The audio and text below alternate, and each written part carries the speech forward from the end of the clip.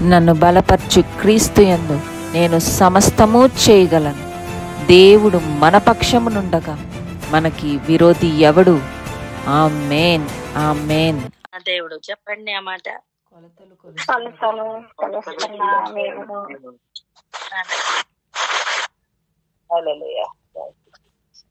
చాలా ముఖ్యమైన ప్రాముఖ్యమైన సబ్జెక్ట్ లోనికి మనం ఎంటర్ అయ్యాము. కొలతలు. ఏం సబ్జెక్ట్ అండి అది? చెప్పాలి. ఇది మనం నేర్చుకునే లోపల, ఇది మనం ధ్యానించుకునే లోపల మన దృష్టి కోణం మారబోతుంది. ఆమేన్. మన కను దృష్టి కోణం పూర్తిగా ఒక మార్పు రాబోతుంది. ఎందుకంటే మనం నేర్చుకుంటున్నాం, దేవుడు కనిపెట్టుకుంటున్న వారికే ఉపదేశం ఇస్తారని. ఎవరికి ఇస్తారట ఉపదేశం? కనిపెట్టుకుంటున్న వారికే. వారికి కూడా ఫిల్టర్ చేసి ఆ ఉపదేశమును అందుకోవడానికి దేవుడు అవకాశం ఇస్తారు. ఉపదేశం కూడా అందరికీ కాదండి. క్లాస్ రూమ్ లో స్పెషల్ క్లాస్ ఎవరికి? ఎవరు పాస్ అవ్వాలో, ఎవరు ఉత్తీర్ణతలోనికి వెళ్ళాలో వాళ్ళకి స్పెషల్ తర్ఫీదు ఉంటుంది. అవునా? దానికోసం మనం ఎక్స్ట్రా పే చేయాలి.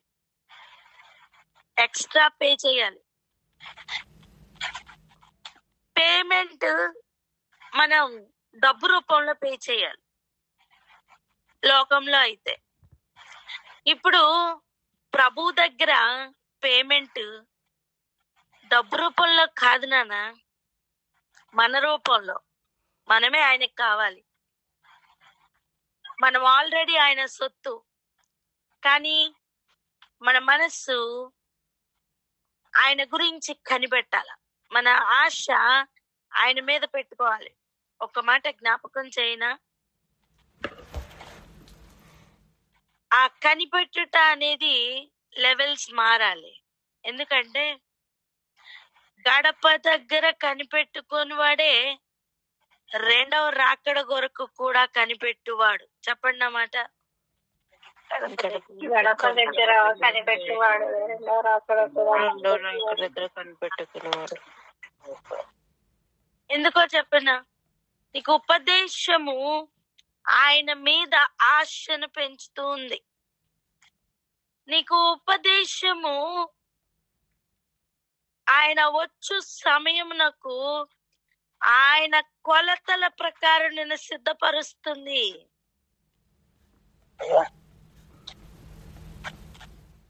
ఉపదేశము మన జీవితాన్ని మారుస్తుంది. ఉపదేశం పిలుచుకున్న పిలుపుకు తగిన జీవితం కలిగి ఉండడానికి సహాయపడుతుంది. ఉపదేశం లేకపోతే వెలుగు లేనట్టే. ఒకడు దీపం దగ్గర పెట్టుకున్నాడు, కానీ పవర్ లేదు, పవర్ కట్ అయింది. అప్పుడు వాడికి చీకట్లో ఉన్నట్ట, వెలుగులో ఉన్నట్ట? చీకట్లోనే ఉన్నట్టు. కానీ కొనుక్కొని వచ్చిన బల్బు సాధారణమైన బల్బు కాదండి. 2 లక్షల రూపాయలు పెట్టి ఫారెన్ నుంచి తెప్పించుకున్న గొప్ప బల్బు. కానీ కరెంట్ లేదు. ఏం ప్రయోజనం? ఏం ప్రయోజనం లేదు కదా. దానికంటే నూనె పెట్టి వెలిగించిన చిన్న దీపం మేలు. అవునంటారా కాదంటారా? అలా వాక్యం మన పాదములకు దీపమే, కానీ అందులో నడవడానికి కావలసిన వెలుగే ఉపదేశము. సో ఈ ఉపదేశం ఎంత పవర్ఫుల్ ఇప్పుడు అర్థమైందా? పవర్ తో ఎలా అయితే ఆ వెలుగు వస్తుందో, ఉపదేశం కూడా ఆ మనిషిని, ఆ వ్యక్తిని మారుస్తుంది. వాక్యాలు ఎన్ని తెలిసినా తెలిసిన దాని ప్రకారం చెయ్యాలి కదా. నాన్న నీకు మంచిగా వంట చేయడం వచ్చు, కానీ సోమరితనం వంట చేయనివ్వదు. అప్పుడు వానికి ఆహారం దొరుకుతుందా? దొరకదు. సేమ్ అలాగనే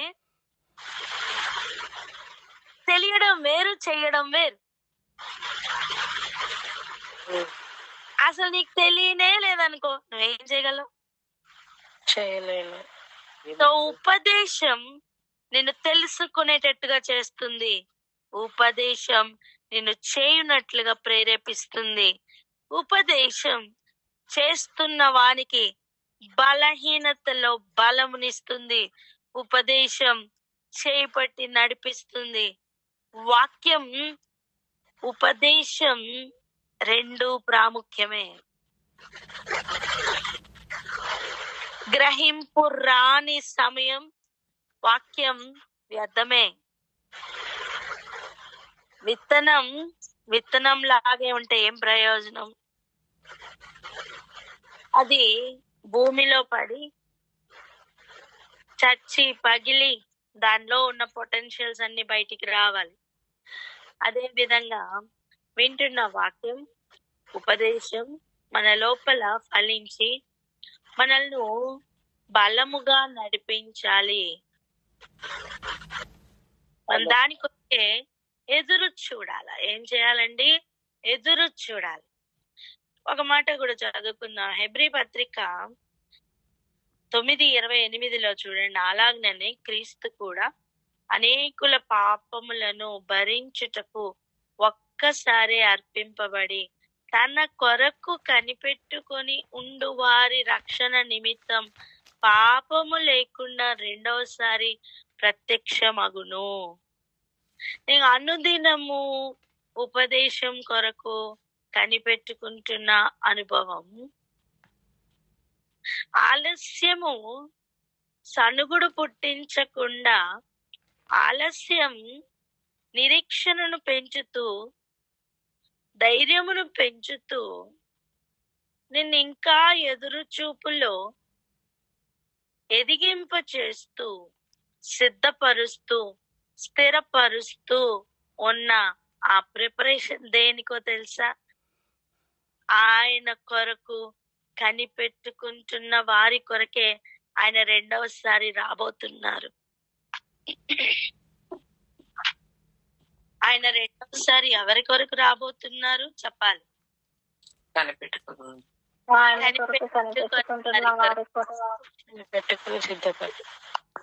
అర్థం, ఎవరు కనిపెట్టుకోవట్లేదు వారి కొరకు ఆయన రావట్లేదు. కనిపెట్టుకుంటున్న వారి రక్షణ కొరకట.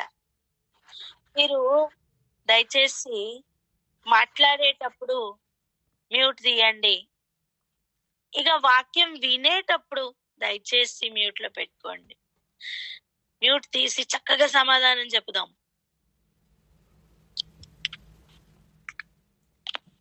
కొంచెం ఆలోచన చేయండి. దేవుడు కొలతలు కొలుస్తున్నారు. ఈ కొలతలు అనే సబ్జెక్ట్ మనకి ఎంతో ప్రాముఖ్యమైనది. సో దయచేసి దేవుడు తను చెప్తున్న ఆ కొలతల్లోనికి, ఆయన ఉద్దేశంలోనికి మనం ఎంటర్ అయిపోదాం. ఇక మనం చూపించవలసిన కఠినత్వం గాని, చేయవలసిన తిరుగుబాటు గాని ఇంకా చాలు. అందరు చెప్తాం తిరుగుబాటు ఇంకా చాలని. ఇంకా చాలు. స్తోత్రం. ఇప్పుడు మనం ఏం చేద్దామంటే, ఆయన కోరుకుంటున్న, ఆయన చూపిస్తున్న మార్గంలో నడుస్తూ, ఆయన కోరుకుంటున్న విధంగా మనం మారిపోదాం. ఆయన కొలతలతో సరితూగడానికి సమయం ఈ భూమి మీదనే. ఇదిగో అక్కడికి వెళ్ళిన తర్వాత అక్కడ తయారవుదాం, అక్కడ చూసుకుందాం అనడానికి వీలు లేదండి. ఇది ఎటువంటి ప్రిపరేషన్ అంటే భూమి మీదనే దేవుడు తన సంఘమును సిద్ధపరచుకుంటున్న ప్రిపరేషన్ ఇది. ఆయన కొరకు కనిపెట్టుకోవాలి అనే ఆశ అధికమవ్వాలి. ఎవరు కనిపెట్టుకుంటున్నారో వాళ్ళు రెడీగా ఉంటారు. వాళ్ళు ఏం చేస్తారండి? రెడీగా ఉంటారు. ఆమేన్. ఇప్పుడు వినండి, తెల్లవారుజామున నీ కొరకు బండి రెడీగా ఉంది. అది ట్రైన్ కావచ్చు, విమానం కావచ్చు. ఇది మిస్ అయితే ఇంకొకటి లేదు. అప్పుడు నువ్వు ఎంత నిద్ర వచ్చినా కనిపెట్టుకోవా? లోకమందరు నిద్రపోతున్నా నువ్వు కనిపెట్టుకోవా? ఖచ్చితంగా కనిపెట్టుకుంటావు. అలా ఉపదేశం కొరకు కనిపెట్టుకుంటున్న వాడు తన్ను సిద్ధపరచుకుంటూ, తాను సిద్ధపడుతూ, తన వారిని సిద్ధపరచుకుంటూ, వారికి కావలి ఉంటూ, అంతేకాదు ప్రభు కొరకు కనిపెట్టుకొని ఉంటాడు. కనిపెట్టుకుంటూ ఉన్నవాడే సిద్ధపడి ఉంటాడు. కనిపెట్టుకుని లేనివాడు సిద్ధపడి ఉండలేడు. నీకున్న సిద్ధపాటు కునికి నిద్రపోయి లేచినా సరే నిన్ను అలర్ట్ గా ఉంచుతుంది. ఆమేన్. కునికి నిద్రపోయిన అనుభవం నిన్ను ఇంకా డబుల్ అలర్ట్ చేస్తుంది సిద్ధపాటు కలిగి ఉన్నవానికి. 2 అనుభవాలు. కునికి నిద్రపోయిన అనుభవం చూడండి, ఒకసారి నిద్ర వచ్చి కునికి నిద్రపోతే మళ్ళీ నిద్ర వచ్చి మళ్ళీ నిద్రపోయే అనుభవం ఒకటి ఉంటుంది. కానీ కునికి నిద్రపోయిన వెంటనే ఎనర్జీ రీగైన్ అయ్యి మరలా ఇంకా ఎక్కువసేపు కనిపెట్టుకోవడానికి అవకాశం దొరుకుతుంది. షార్ట్ నాప్ అంటాం చూసారా, అది మనకి ఏం చేస్తుందండి? ఎనర్జీని మళ్ళీ రీగైన్ చేసి ఆ వ్యక్తిని ఇంకొంచెం కనిపెట్టుకోవడంలో పొడిగిస్తుంది. 2 అనుభవాలు ఉంటాయి. ఏదేమైనా చెప్తున్న విషయం ఏంటంటే, నువ్వు కనిపెట్టుకుంటున్నావా? అయితే నువ్వు సిద్ధపడతావు. నువ్వు కనిపెట్టుకునే అనుభవంలో లేవా? అయితే నువ్వు సిద్ధపడవు. ఎందుకంటే దాని ప్రాముఖ్యత నీకు తెలియదు గనుక. దేవుడు కొలతల విషయంలో చాలా సీరియస్ గా ఉన్నారు. ఆ మాట చెప్పండి. దేవుడు కొలతల విషయంలో చాలా సీరియస్ గా ఉన్నారని చెప్పండి. చాలా సీరియస్ గా ఉన్నారు. చాలు. హల్లెలూయా. ఇక మనం ఆ సబ్జెక్ట్ లోనికి వెళ్ళిపోదాం రండి. మొదటిగా లేవియా కాండం 19వ అధ్యాయం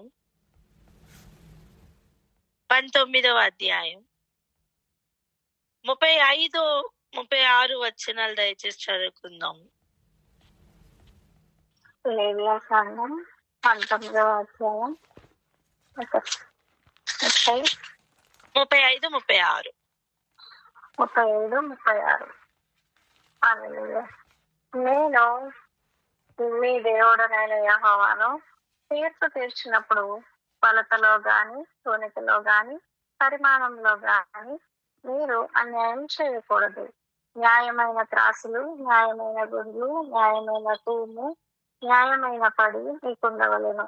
నేను ఐగుప్తులో నుండి మిమ్మల్ని రప్పించిన మీ దేవుడైన యెహోవాను. స్తోత్రం. ఆయన కొలత ఎంత ప్రాముఖ్యమో ఇక్కడ నేర్పిస్తున్నారు. ఇక్కడ చూడండి, తీర్పు తీర్చినప్పుడు కొలతలలో గాని, తూనికలో గాని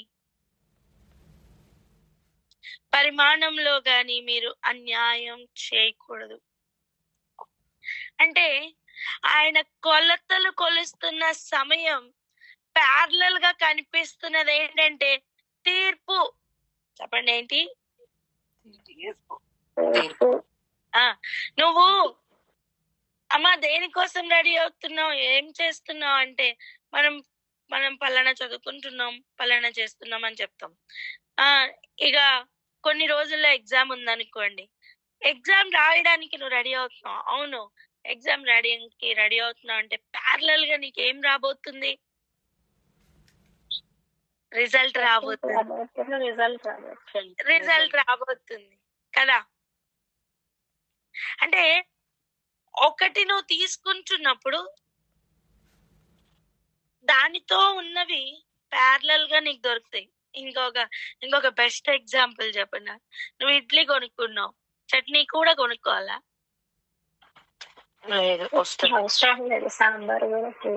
ఆటోమేటిక్ గా సాంబారు చట్నీ నీకు వస్తుంది. ఇంకా సాంబార్కి అయింది సపరేట్ డబ్బులు కట్టాలి. మీకు అర్థమైందని నేను చెప్పే పాయింట్. సేమ్ అలాగనే కొలతలు అనే సబ్జెక్ట్ లో ప్యారలల్ గా ఒక ఇడ్లీకి చట్నీ లాగా తీర్పు కూడా వస్తుంది.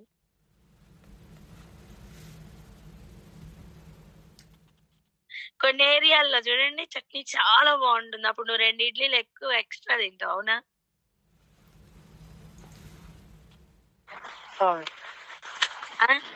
దేవుడు కూడా తీర్పు తీర్చే విషయంలో కొలతలు కూడా చాలా ఎక్కువగా కొలుస్తున్నారు. అది మనకి సబ్జెక్ట్ అవుతున్నప్పుడు మనకి అర్థమవుతుంది. అందుకే చూడండి, కొలతలు అని చెప్తున్న సమయం ప్యారలల్ గా తీర్పు అనే విషయం మన వాక్యంలో ఎక్కువగా చదువుతాం.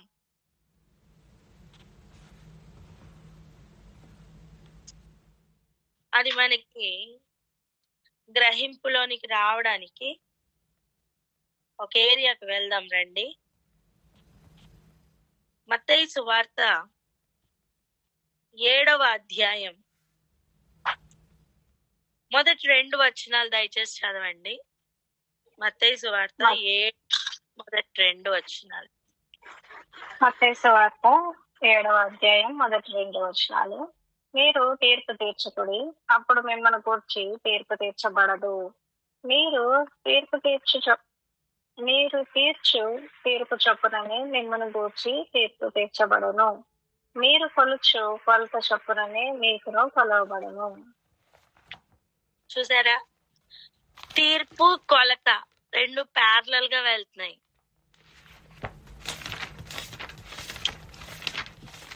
మనం కొలవడం అంటే ఏదో ఒక మెజర్మెంట్ మాత్రమే కాదంటున్నా నేను.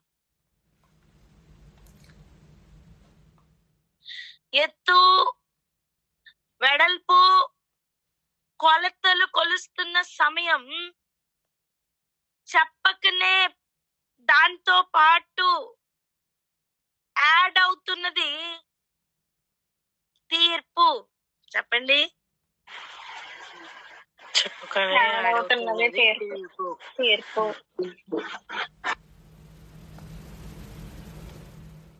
దేవుడు కొలతను వేయడానికి తన దూతను పంపించారు.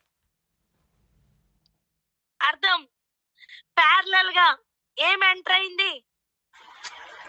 తీర్పు. హల్లెలూయా. అదండి, ఇది ఇప్పుడు మన బుర్రలోకి ఎక్కాలి, మన హృదయంలోకి ఇది చేరాలి. నువ్వు చూస్తున్న దృష్టి కోణం కొలతల విషయంలో మార్పులు రావాలి. ఒక చిన్న ఎగ్జాంపుల్ చూడండి. ఇప్పుడు మనకు ఒక విషయం అర్థమైంది. ఫస్ట్ ఏంటంటే కొలత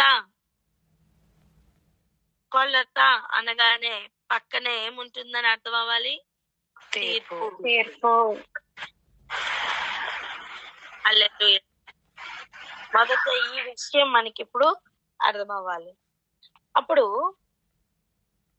మనం చదువుకున్న లేవియా కాండం 19వ అధ్యాయం 35 చదివాం కదా, 34 చదవండి ఒకసారి. లేవియా కాండం 19వ అధ్యాయం 34వ వచనం. మీ మధ్య నివసించు పరదేశిని నీలో పుట్టిన వాని వలె ఎంచవలను, నిన్ను వలె వానిని ప్రేమింపవలను. ఐగుప్తులో మీరు పరదేశులై ఉంటిరి. విన్నారా? చదివారా? ఏంటంట? మీ మధ్య నివసించు పరదేశి. చెప్పాలి ఏంటి? మీ మధ్య నివసించు పరదేశి. నువ్వు పరదేశిగా చూడడానికి వీల్లేదు. విన్నారా? నీ మధ్యన పరదేశి, నువ్వు పరదేశిగా చూడడానికి వీల్లేదు. ఎలా చూడాలి ఆ వ్యక్తిని? మీలో పుట్టిన వాని వలె ఎంచవలెను.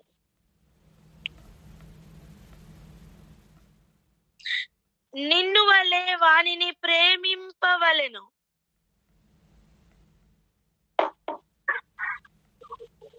దేవుడు కొలత చూసే సమయం పరదేశిని నీ మధ్యలోనికి పంపిస్తాడు.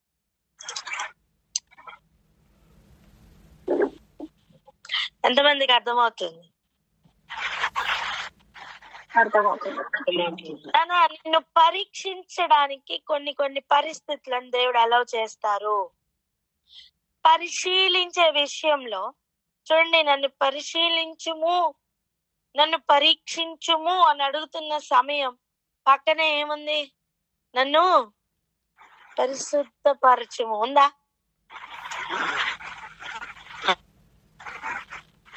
ఎందుకండి? నువ్వు పరిశీలిస్తున్న సమయం నాలో ఉన్న ఇనిక్విటీస్ ఏవైతే ఉన్నాయో, లోపాలు సరిచేయమని అడుగుతున్నాను. అందుకే నన్ను పరిశీలించుము అని అడుగుతున్న సమయం, ప్లీజ్ ప్రభా నన్ను సరిచే, నన్ను పరిశుద్ధపరచు అని అడుగుతున్న అనుభవం. పరిశుద్ధపరచడానికి ఆయన అగైన్ ఇస్తున్నది ఏంటో తెలుసా? ఉపదేశమే. ఆమేన్. నన్ను పరిశుద్ధపరిచయ్యా అని కనిపెట్టుకుంటున్న వారికి ఉపదేశం దొరుకుతుంది. ఆమేన్.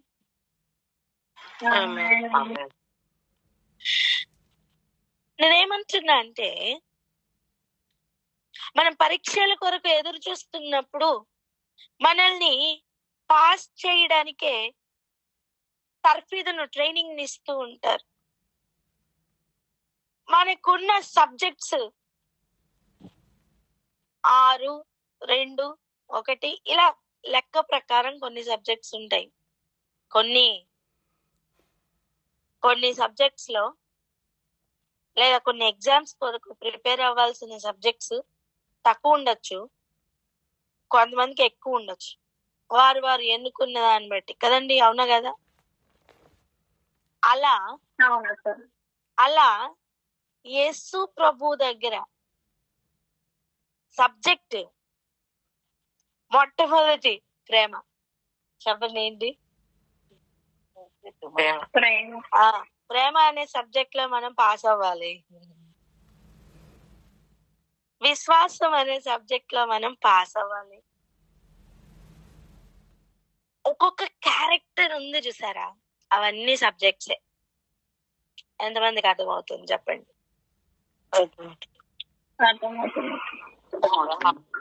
ధైర్యం, పిరికితనం ఇవి ఉన్నాయా? ఇవి కూడా సబ్జెక్టే. వాటన్నిటి విషయంలో మనం పాస్ అవ్వాలి. ఇక్కడ చూడండి 33వ వచనం చూడండి. మీ దేశమందు పరదేశి నీ మధ్యన నివసించినప్పుడు వానిని బాధింపకూడదు. ఉన్నాయా? చెప్పాలి. ఉన్నాయా? ఇంకొక మాట చెప్పనా? అక్కడ ఆయన మెన్షన్ చేస్తున్న మాట, మీరు ఐగుప్తు దేశంలో మీరు పరదేశులై ఉంటిరి. నేను మీ దేవుడైన యెహోవాను. అయిపోయిందా? ఇప్పుడు చూడండి, మరలా 36వ వచనం చూడండి. న్యాయమైన త్రాసులు, న్యాయమైన గుండ్లు, న్యాయమైన తూము, న్యాయమైన పడి మీకు ఉండవలెను. ఎందుకట? నేను ఐగుప్తు దేశంలో నుండి మిమ్మును రప్పించిన మీ దేవుడైన యెహోవాను.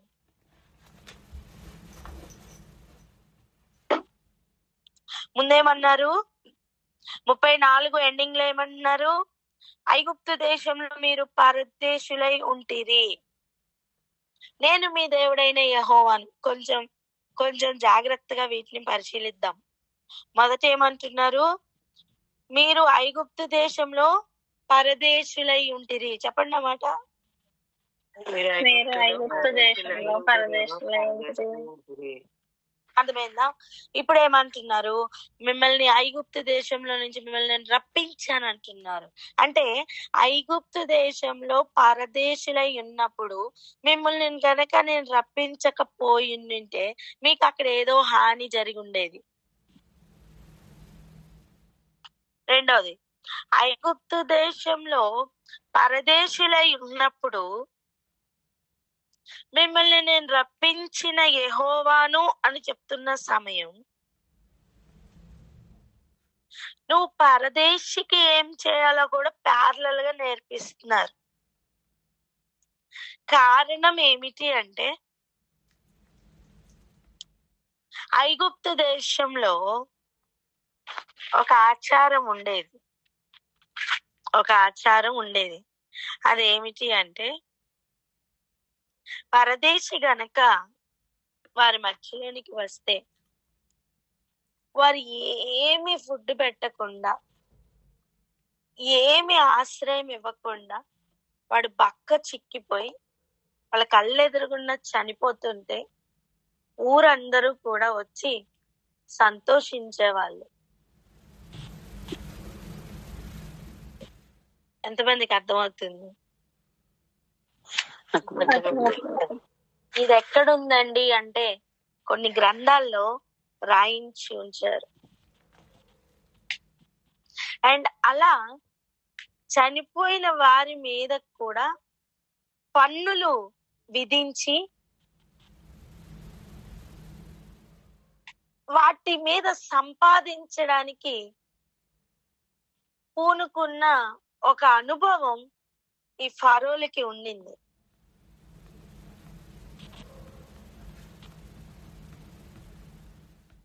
అందుకే వాళ్ళు చూడండి, చనిపోయిన ఆ శవాలు కూడా వాటిని బాగా రసాయనాల్లో అన్నిట్లోని పెట్టి, అవి సుగంధ ద్రవ్యాలు కావచ్చు, బోళం కావచ్చు, మరి ఇంకేమైనా కావచ్చు, అన్నిటిని నింపి వాటిని ప్రిజర్వ్ చేసే అనుభవంలో వాళ్ళు ఉన్నారా లేదా?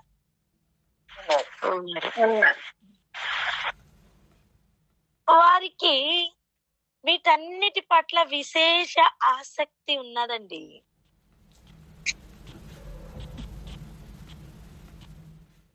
కృషించిపోయే శరీరం మీద ఎక్కువ ఆసక్తి వరకు ఉన్నది. వాటన్నిటి నుంచి కూడా దేవుడు తన జనాంగాన్ని వేరుపరచడానికి ఇదిగో ఆ దాస్యత్వంలోనే డీపెస్ట్ దాస్యత్వం ఎంత భయంకరంగా ఉంటుందో నేర్పించడానికే దేవుడు అక్కడ పరదేశులుగా ఉండే ఒక అనుభవాన్ని నేర్పించారు, లేదా అనుమతించారు. పరదేశులుగా ఉండే ఒక అనుభవాన్ని అనుమతించారు. చూడండి, ఐగుప్తు దేశానికి పంపించడం అనేది దేవుని ఒక గొప్ప ప్రణాళిక. అక్కడికి పంపించడం, అక్కడ దాస్యత్వంలో ఉంచడం, ఇవన్నీ కూడా దేవుడు చేయి విడిచిపెట్టలేదు. అమ్మా, చాలా టఫ్ సబ్జెక్ట్ అని చెప్తున్న సమయం ఆ టఫ్ సబ్జెక్ట్ ని నేర్పించడానికి శ్రేష్టమైన టీచర్స్ ని పెడతారు కదా. అలాగనే దేవుడు కూడా ఈ టఫ్ సిచ్యువేషన్ గుండా వెళ్ళడానికి శ్రేష్టమైన స్పెషలైజ్డ్ టీచర్ గా వారికి తోడున్నారు. ఆమె నేను చెప్తాం. ప్రయాణం చాలా భయంకరమైన ప్రయాణమే. అందుకే దేవుడు భీకరుడుగా వారి మధ్యలో క్రియలు చేశారు. చాలా భీకరుడుగా వారి మధ్యలో దేవుడు కార్యాలు చేశారు. నేనేమంటున్నా తెలుసా, ఒక మాట చదువుకుందాం రండి, అప్పుడు అర్థమవుతుంది. ఆదికాండం 46వ అధ్యాయం 32, 33 వచనాలు చదవరా. ఆదికాండము 46వ అధ్యాయం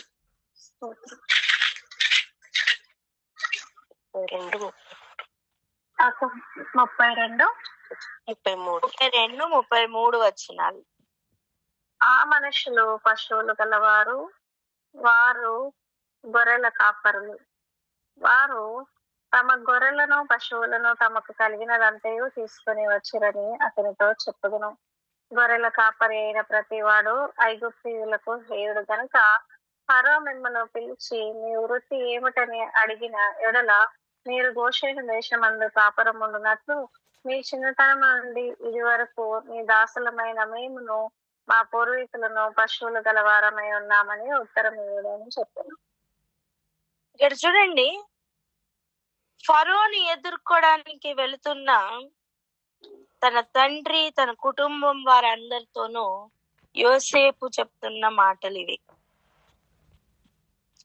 గొర్రెల కాపరి అయిన ప్రతి వాడు ఐగుప్తీలకు హేయుడట. ఆ మాటను అండర్లైన్ చేయండి.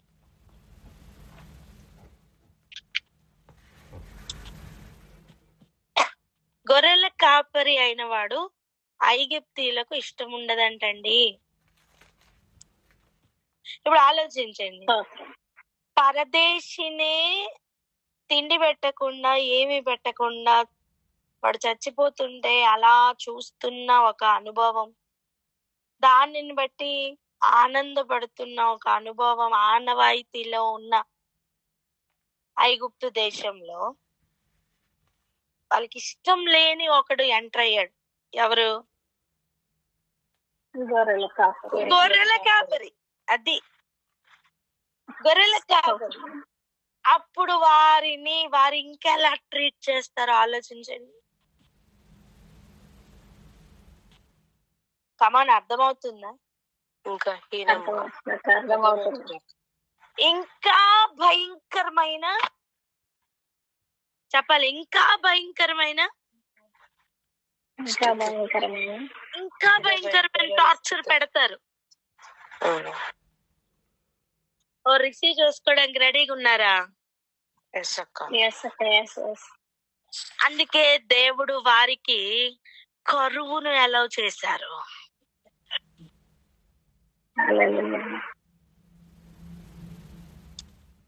తిండి నిండి ఉన్న సమయం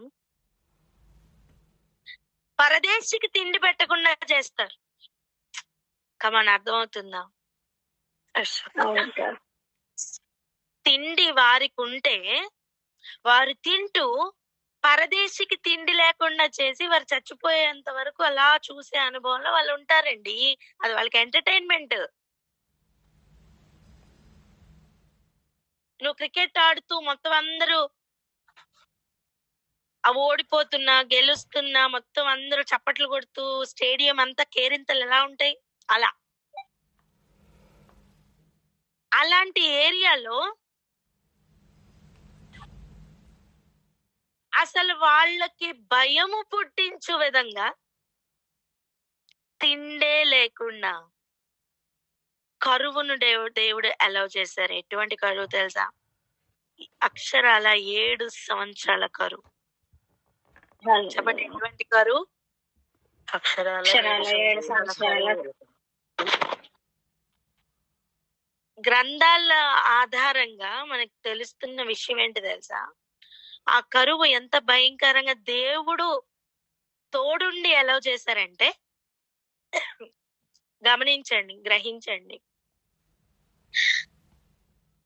పంట పండితే, విస్తారమైన పంట 7 సంవత్సరాలు పండినప్పుడు ధాన్యాదులు కట్టించి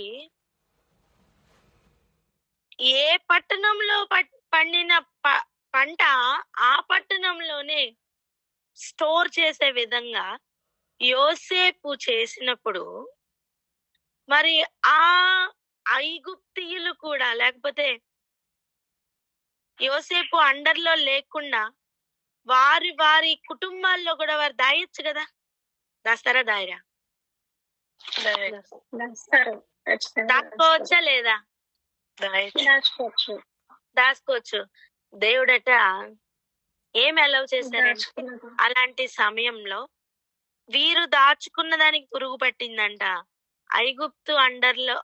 ఐగుప్తులోనే యోసేపు అండర్లో ఉన్న ధాన్యాదులకు, గోడౌన్స్ కి పురుగు పట్టలేదట. ఇప్పుడు ఆలోచించండి, దేవుడు ఎలా చేస్తున్న కరువులో కూడా ధాన్యంను ప్రిజర్వ్ దేవుడు ఎలా చేయించారు.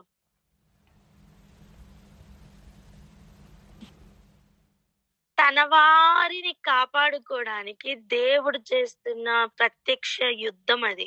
అవునా కాదా? అవును. నేను మిమ్మల్ని ఐగుప్తులో నేను మీకు తోడుగా ఉన్నాను, మీ దేవుడైన యెహోవాను అని రోషము పూని చెప్పడానికి గల కారణాలు అనేకములు.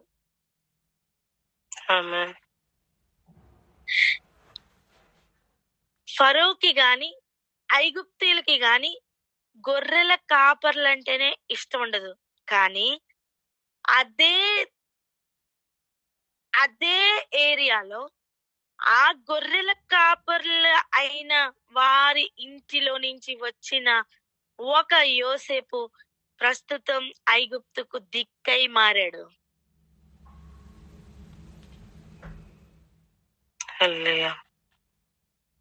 అవునండి.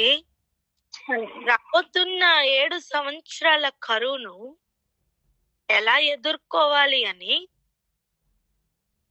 రాజు ఆలోచన చేసింది ఎవరితో? యోసేపుతో. నీకంటే జ్ఞానవంతుడు ఇంకెవరు ఇంకా లేరు, సో ఈ ఇన్ఛార్జ్ నువ్వే ఉండు అని ఫరో యొక్క ఉంగరం కూడా తీసివ్వలేదా? ముద్రించే ఉంగరం ఇచ్చారు. ఇప్పుడు ఆలోచించండి, నేను మీ దేవుడైన యెహోవాను అని చెప్తున్న మాటలో ఆ రోషం దయచేసి అర్థం చేసుకుందాం. పిల్లల్ని చదివిస్తున్న తల్లిదండ్రులు, నేను మిమ్మల్ని కష్టపడి చదివిస్తున్నానని ఒక రోషంతో మాట్లాడరా? మాట్లాడతారు. కని పెంచిన తల్లిదండ్రులకి పిల్లల పట్ల ఒక రోషం ఉండదా? ఉంటుంది. దేవుడు ఒక పరదేశి అనుభవం ఎందుకు అనుగ్రహిస్తున్నారు అంటే, నువ్వు పరదేశి పట్ల కలిగి ఉండవలసిన ప్రేమను సూచిస్తున్నాను నాన్న.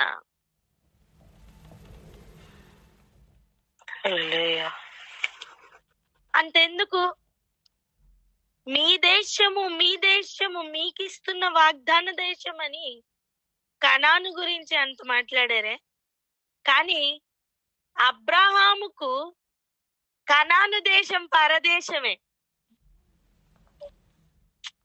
కావని అర్థమవుతుందా? ఆ మాట కూడా ఉంటుంది, చూడండి ఒకసారి.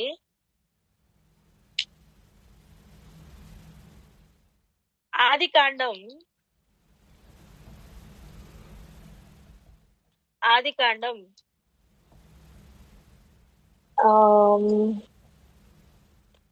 8 తీద్దాం, ఇది తీయండి. 37 మొదటి వచనం చదవండి దయచేసి. 37 మొదటి వచనం. ఆదికాండం 37 మొదటి వర్షం. యాకోబు తన తండ్రి పరదేశవాసిగా ఉండిన కానాను దేశములో నివసించెను. యాకోబు ఎక్కడ నివసించాడట? తన తండ్రి పరదేశిగా ఉండిన కానానులో నివసించాడు. సో కనాను దేశం అబ్రహాంకి ఏంటి? పరదేశం. ఇస్సాకుకు అబ్రహాంకి కనాను దేశం ఏంటండి? పరదేశం. అర్థమైందా? పరదేశమును నీకు స్వాస్యముగా రిటర్న్ జర్నీలో ఇస్తానని వాగ్దానం చేశారు. మళ్ళీ వచ్చినప్పుడు ప్రామిస్ ల్యాండ్ ఏది? కనాన్ దేశమేగా. అంటే ఏంటి? ఒక పరదేశిని అక్కడికి పంపించి అక్కడ ఏదో నేర్పిస్తున్నారు ప్రభు.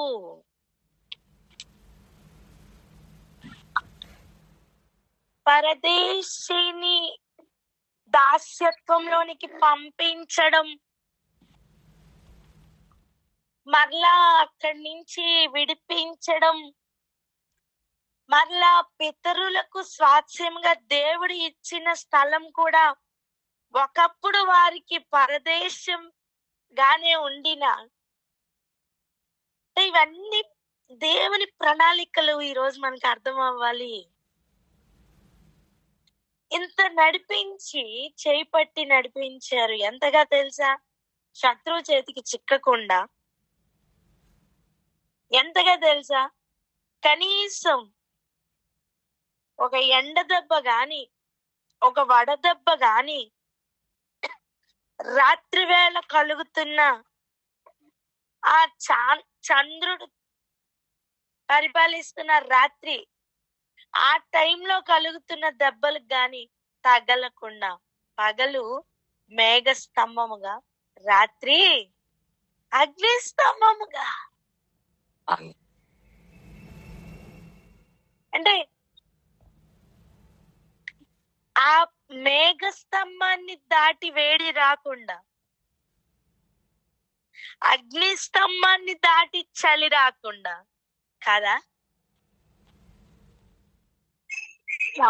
అవును కదా? ఓ అంతగా సంరక్షించిన దేవుడు ఈ మాట చెప్తున్నారు. ఏమని? నేను ఐగుప్తులో నుండి మిమ్మల్ని రప్పించిన యెహోవాను అని. ఆయన రోషముకు అర్థం ఉందా లేదా? ఇప్పుడు చెప్పండి. ఆయన ఈ మాట పలకచ్చా లేదా? ఇప్పుడు చెప్పండి. పలకచ్చు. అండ్ అది పలికి ఆయన ఒక విషయంను ఖండితంగా చెప్తున్నారు అంటే అది ఎంత ప్రాముఖ్యమైన విషయం అయి ఉండొచ్చు.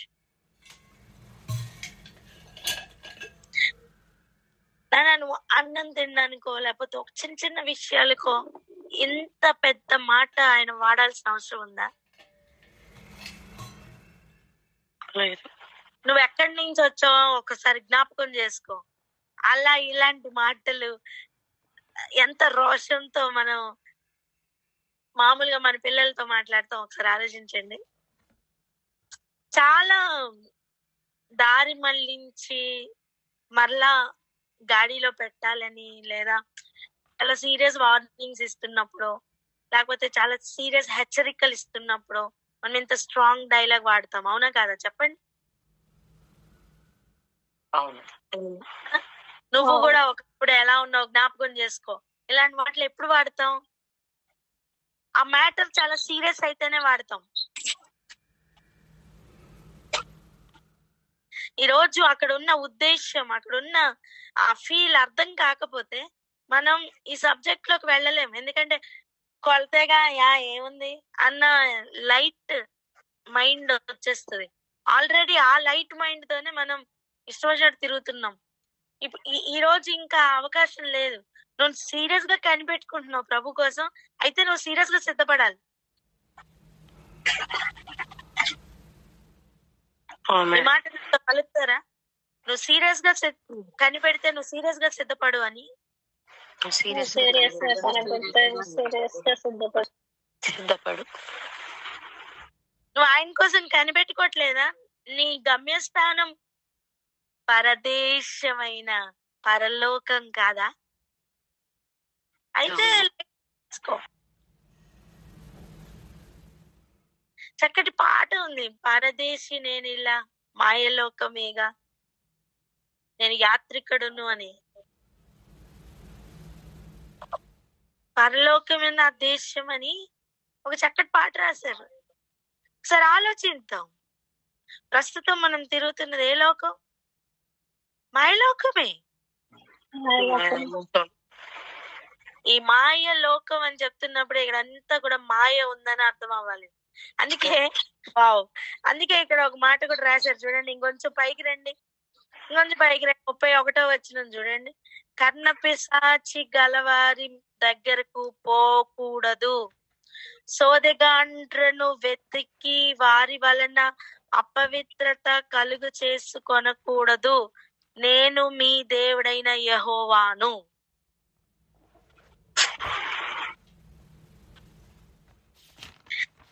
ఈ రోజు మనం అండర్లైన్ చేయాల్సిన మాట ఏంటో తెలుసా?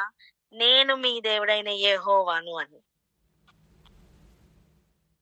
ఎక్కడెక్కడ నేను మీ దేవుడైన యెహోవాను అని చెప్తున్నారో ఆ ప్రతి ఏరియాలో ఆయనకి రోషముతోనే హెచ్చరిక జారీ చేస్తున్నారు.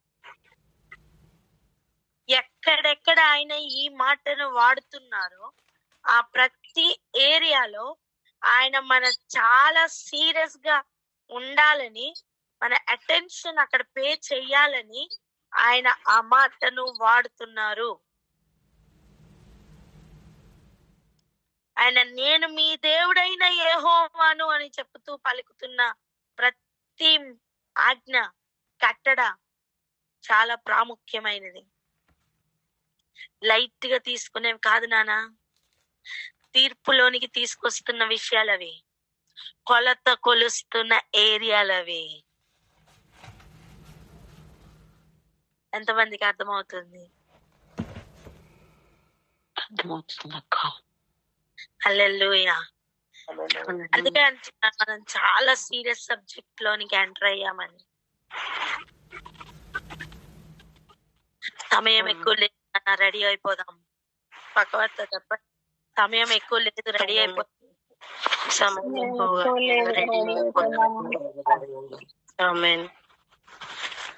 సో మన క్యారెక్టర్స్ లో ఎక్కడెక్కడ మార్పులు రావాలో అర్థం చేసుకుందాం. ఆయన క్లియర్ గా చెప్తున్న మాట చూడండి, న్యాయమైన త్రాసులు కావాలి. చెప్పండి చెప్పండి, ఏం కావాలి? న్యాయమైన త్రాసులు కావాలి. ఇప్పుడు న్యాయమైన గుండ్లు కావాలి. చెప్పండి, ఏం కావాలి? న్యాయమైన గుండ్లు కావాలి. రైటా? నువ్వు న్యాయమైన త్రాసే పట్టుకొని అన్యాయమైన గుండు పెడితే ఏం ప్రయోజనం?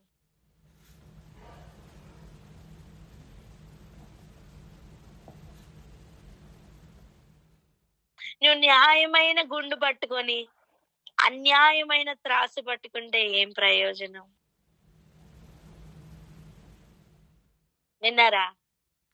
ఉద్దేశం మంచిదే, ఉద్దేశము మంచిదే, కానీ మాట కఠినంగా ఉంది. ఏం ప్రయోజనం నానా?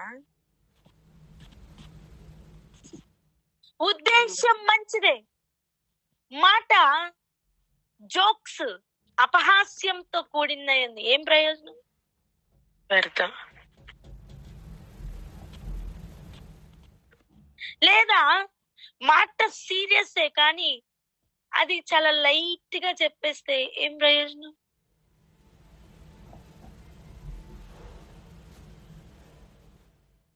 హెచ్చరించవలసిన సమయంలో హెచ్చరించకపోతే ఏం ప్రయోజనం? బుజ్జగించవలసిన సమయంలో హెచ్చరిస్తే ఏం ప్రయోజనం?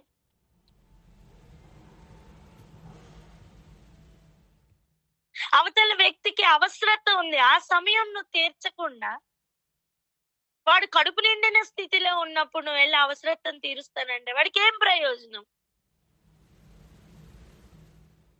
ఇంకొంచెం సింప్లిఫైడ్ గా చెప్పాలా, వాడికి బట్టలు లేనప్పుడు నువ్వు బట్టలు ఇవ్వకపోతే ఏం ప్రయోజనం? వాడికి ఫుల్ బట్టలు ఉన్నాయి, అప్పుడు నువ్వు గిఫ్ట్ ఇచ్చావు, ఏం ప్రయోజనం? వాడికి లేనప్పుడు ఇచ్చింది ప్రాముఖ్యమా, వాడికి ఉన్నప్పుడు ఇచ్చింది ప్రాముఖ్యమా? చెప్పండి.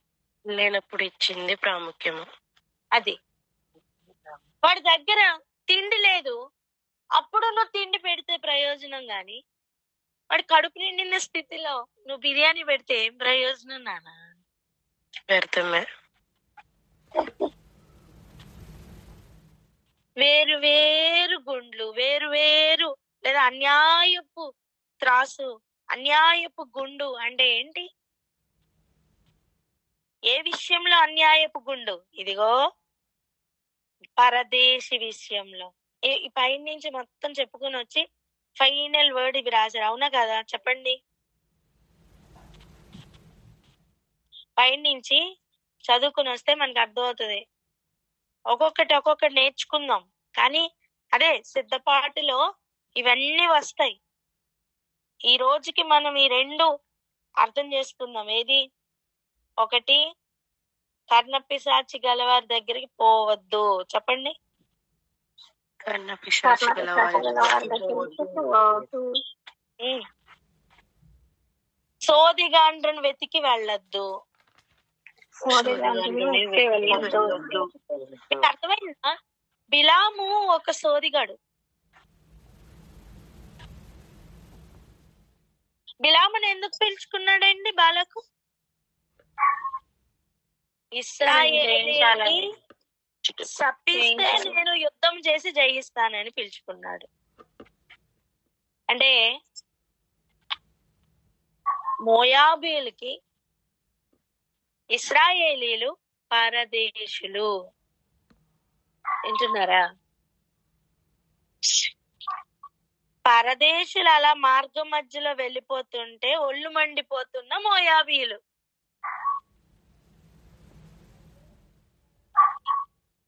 ఆ పరదేశుల్ని పడగొట్టడానికి పిలుచుకున్న అనుభవంలోనే ఉన్నాడు. సోదిగాడిని వెతికి పిలుచుకున్న అనుభవంలో ఉన్నాడు బాలాకు రాజు.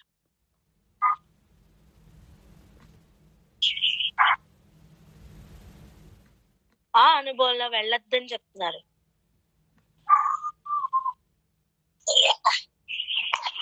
ఎంతమందికి అర్థమవుతుంది?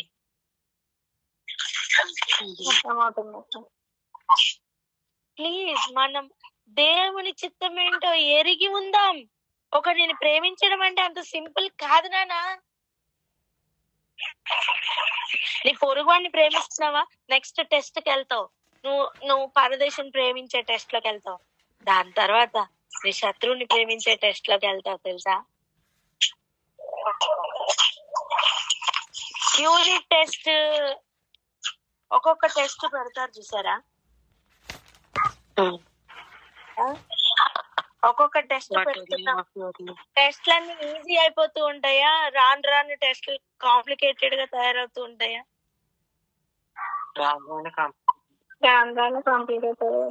టఫ్ అవుతాయా, ఈజీ అవుతాయా? టఫ్ అవుతాయి కదా.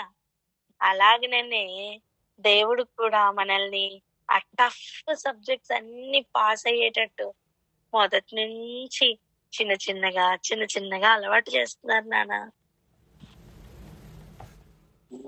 ఫస్ట్ నిన్ను ప్రేమించుకో, తర్వాత నిన్ను వల్ల నీ పొరుగుని ప్రేమించు, నీ సహోదరుని ప్రేమించు అని ప్రేమ అనే సబ్జెక్ట్ నేర్పిస్తున్నారు. ఇప్పుడు నువ్వు నీ ఇంట్లో వారిని ప్రేమించు, నీ ఇంట్లో వాళ్ళకి సమానంగా నీ పరదేశుల్ని కూడా ప్రేమించు. ఇప్పుడు నెక్స్ట్ నీ శత్రువుల్ని ప్రేమించే.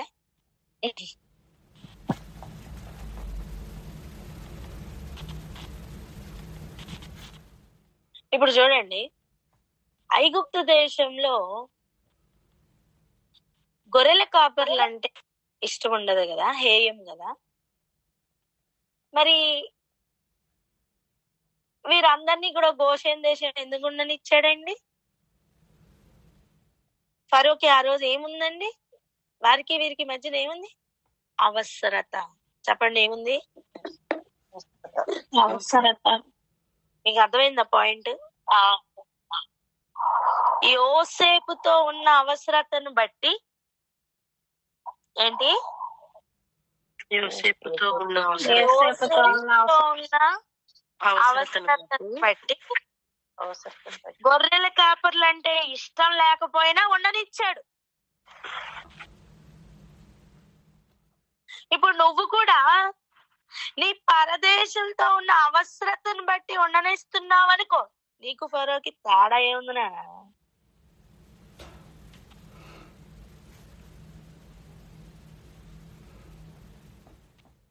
మనం అనుకుంటాం కదా కండిషనల్ ప్రేమ. ఏది? ఇదే ప్రేమించడానికి కారణాలు ఉంటాయి. నన్ను పలానా టైంలో బాగా చూసుకున్నారండి, అందుకే నేను ప్రేమిస్తాను. పలానా టైంలో నాకు నన్ను సరిగా చూడలేదండి, అందుకే నాకంటే ఇష్టం లేదు. మనకు చాలా రీజన్స్ ఉంటాయి కదా. నన్ను ఆ టైంలో తిట్టారు, నేను ఎంత బాధలోనే ఉండే నన్ను తిట్టారు, అందుకే నాకు ఆవిడంటే ఇష్టం లేదు, నాకు అందుకే ఆయన అంటే ఇష్టం లేదు. మనకు చాలా రీజన్స్ ఉంటాయి. అవన్నీ ఏంటి? కండిషనల్ ప్రేమలు. చెప్పండి. కండిషనల్ ప్రేమలు. నీకు అవసరత ఉంటే ప్రేమిస్తావు, నీకు అవసరత లేకపోతే తన్నేస్తావు. ఇదంతా ఏంటి? కండిషనల్ ప్రేమ. అగపే ప్రేమ ఏంటి? Unconditional love. అన్కండిషనల్. ఆమేన్. నీకు అవసరత ఉన్నా ఒకలాగే ఉంటావు, లేకపోయినా ఒకలాగే ఉంటావు. నీకు ఆ వ్యక్తి వలన ప్రయోజనం ఉన్నా ఒకలాగే ఉంటావు, లేకపోయినా ఒకలాగే ఉంటావు. నీ వలన ఏమైనా ప్రయోజనం ఉందా అని పరిశీలించుకుంటూ వెళ్తావు. ఈ ప్రేమలోకి ఎంటర్ అవ్వమని దేవుడు పిలుస్తున్నారు. ప్రేమ యొక్క నెక్స్ట్ లెవెల్ ఇప్పుడు అర్థమవుతుందా?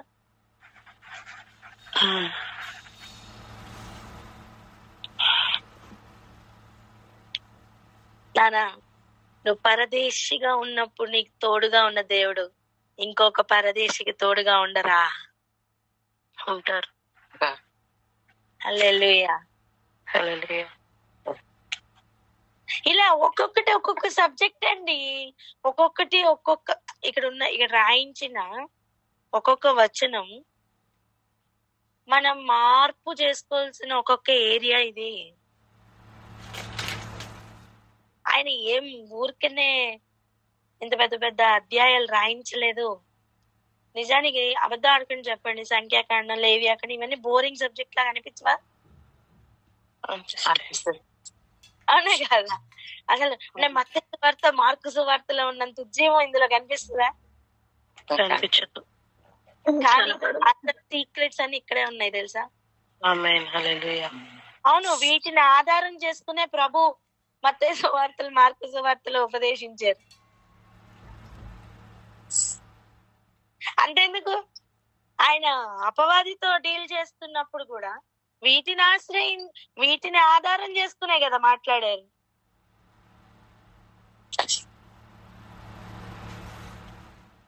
నీ దేవుడైన యెహోవాకు మాత్రమే మొక్కాలని ఉంది. ఎక్కడి నుంచి తీశారు? ఎక్కడి నుంచే కదా.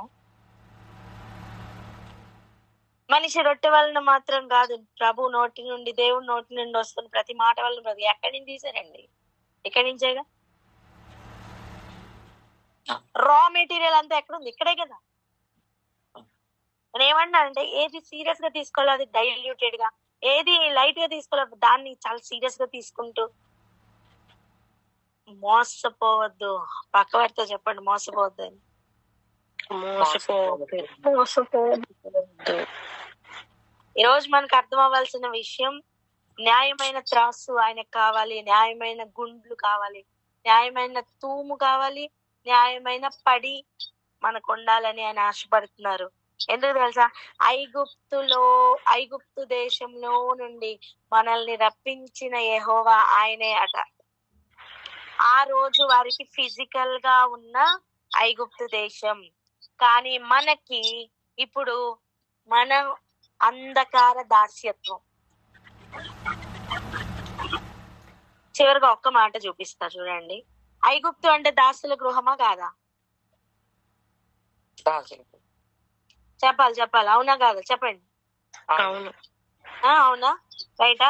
అయితే కొలస్సీ పత్రిక ఒకసారి వెళ్దాం రండి. కొలసీ పత్రిక 1వ అధ్యాయం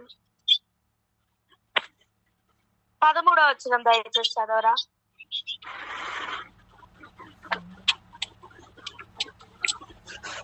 కొలసీ పత్రిక 1వ అధ్యాయం 13వ వచనం. ఆయన మనలను అంధకార సంబంధమైన అధికారములో నుండి విడుదల చేసి తాను ప్రేమించిన తన కుమారుని యొక్క రాజ్య నివాసులుగా చేసెను. ఆమేన్. హల్లెలూయా. ఏంటండి అంధకార సంబంధమైన అధికారంలో నుండి విడుదల చేసి అంటే ఏంటి? అంధకార సంబంధమైన దాస్యత్వమే కదా. అవును. ఆ రోజు ఐగుప్తీయుల గురించి ఎందుకు నేర్చుకోవాలి? అంధకార సంబంధి అయిన అధికారమునకు వెలుగు సంబంధులు నచ్చరు, హేయం.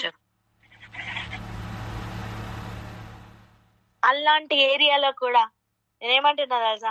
చీకటి, సాతాను సమాజపు వారు, సాతాను సింహాసనం ఉన్న స్థలంలో కూడా నువ్వు దేవుని బిడ్డగా కదలాలన్నా, వెలుగు సంబంధిగా నువ్వు సేఫ్ గా బయటికి రావాలన్నా, దేవుని ఆజ్ఞలు, కట్టడలు, ఉపదేశం, ఆయన మేఘస్తంభం, ఆయన అగ్నిస్తంభం ఎంత ఇంపార్టెంట్ ఇప్పుడు అర్థమైందా? ఈ లోకాచారాలు, ఈ లోకంలో ఉన్న కర్ణపిశాచులు, ఈ లోకంలో ఉన్న సోదిగాండ్లు, వీళ్ళెవరిని ఆశ్రయించద్దని ప్రభు ఎందుకు చెప్తున్నారు? ఇప్పుడు అర్థమైందా? వాళ్ళ దగ్గర ఉండే పవర్ ని నువ్వు ఆశ్రయించొద్దు. దేవుని పవరే రియల్ పవర్. ఆమేన్. ఎన్నో విషయాల్లో దేవుడు మనల్ని సంపూర్ణులుగా చేయాలని ఆశపడుతున్నారు. కనుకనే ఈ రోజు ఈ మాటల్ని బాగా హృదయంలోకి వెళ్ళని, అవసరమైతే యూట్యూబ్ లో మళ్ళీ విను, మళ్ళీ పెట్టుకుని విను, ప్రతి మాట అర్థం చేసుకో. అవునో కాదో సరి చూసుకో. లేఖనాల్లో అలాగే ఉందా లేదా సరి చూసుకుని నువ్వు ఒక నిర్ధారణకు వచ్చి అప్పుడు నువ్వు సిద్ధపడిపోని పర్వాలేదు. ఏదైనా చేయనా, సిద్ధపడిపోదాం ప్లీజ్. టైం ఎక్కువ లేదు. దేవునికి ఇష్టం లేని క్యారెక్టర్ ఏమేమి ఉందో మనలో నుంచి తీసేసుకుందాం.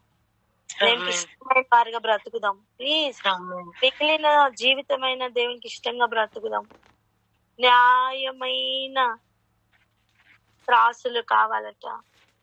దేవుడు కొలత అని చెప్తున్న ఏరియాలో ప్యారలల్ గా తీసుకుని వస్తున్నది తీర్పు. ఆయన న్యాయ విధులు మనకు చాలా అవసరం. ఆజ్ఞలు మాత్రమే కాదు, న్యాయ విధులు, జడ్జిమెంట్స్ కూడా మనకి అవసరమే. ఇవి తెలియకపోతే మనం ఒకరోజు మనల్ని ఎవరు కాపాడలేరు. ప్రజెంట్ మన కోసం ఆయన ఒక వకీలుగా, ఒక న్యాయవాదిగా ఉన్నారు కదా. ఆయన జడ్జ్ చేసే ప్లేస్ లోకి, జడ్జిమెంట్ లోకి ఆయన వెళ్తున్న సమయం, అంటే న్యాయాధిపతిగా వెళ్తున్న సమయం, మనల్ని ఇంకెవరు కాపాడలేరు నాన్న. మీకు అర్థమైందా?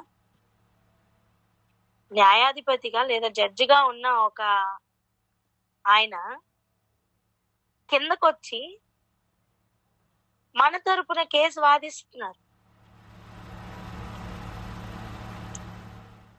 ఆయనే ఒక రోజు సమయం అయిపోయాక న్యాయవాది స్థానంలో నుండి పైకి వెళ్ళిపోయి న్యాయాధిపతిగా కూర్చున్నప్పుడు ఇంకెవరు వాదిస్తారు మన తరపున చెప్పండి? ఇంకొక యేసు లేరు, అద్వితీయ దేవుడు, అద్వితీయ కుమారుడు. ఇంకొక సమయం లేదు. సో ఈ మాటలు సీరియస్ గా తీసుకుందాం. మనల్ని అంధకార దాస్యత్వంలో నుండి, అంధకారపు అధికారంలో నుంచి బయటికి లాగడానికి దేవుడు యేసు ప్రభు యొక్క రాజ్య నివాసులుగా చేయడానికి మనల్ని దేవుడు ఇక్కడ ఒక పరదేశీ అనుభవంలో నడిపిస్తున్నారు. దేవునికి పరదేశిగా ఉన్నప్పుడు మనం ఎలా బ్రతకాలి అని దేవుని చిత్తం ఉందో అవన్నీ నేర్చుకోవాలి. వాటి ప్రకారం మన బ్రతుకును మార్చుకోవాలి. ఆ కొలతల ప్రకారం ఉందా లేదా టెస్ట్ చేసుకోవాలి. ఒకవేళ లేకపోతే ఎక్కువైతే కట్ చేసుకోవాలి, తక్కువైతే పెంచుకోవాలి. ప్రభు కృపలో ఆయన కొలతల ప్రకారం మనం అందరం సిద్ధపడలాగిన ఈ సబ్జెక్ట్ లో మనల్ని దేవుడు నడిపించును గాక. ఆమేన్. ఆమేన్. ఆమేన్. అక్క హల్లెలూయా, హల్లెలూయా. Thank you Jesus, thank you lord.